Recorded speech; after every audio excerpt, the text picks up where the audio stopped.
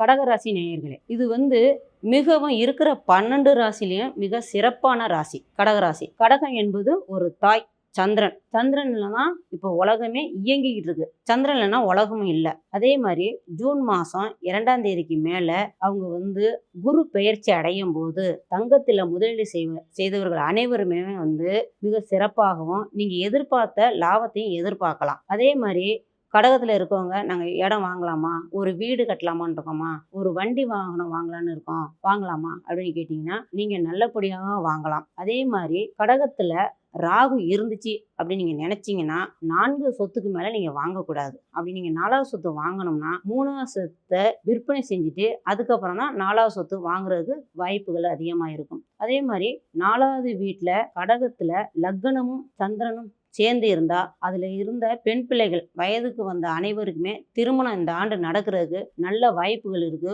உணவுத்துறையில வேலை செய்யறவங்க அனைவருக்கும் முன்னேற்றம் நிறைய இருக்குது. வெளிநாடு போறோம்னு நினைக்கிறவங்க நல்லபடியாக வெளிநாடு போறதுக்கு வாய்ப்புகள் இருக்குது. இடம் 4வது வீடு அம்மா ஸ்தானத்தை கொஞ்சம் கவனமா பார்த்துக்குங்க. அம்மாவுக்கு சின்ன சின்ன உடல் உபாதைகள் நீர் சம்பந்தமான பிரச்சனைகள் வர்றதுக்கு வாய்ப்புகள் இருக்கு. அது பக்கத்துல இருக்க திங்களூர் சந்திரன் கோயிலுக்கு போயிட்டு வந்தீங்கன்னா நல்லபடியா இருக்கும்.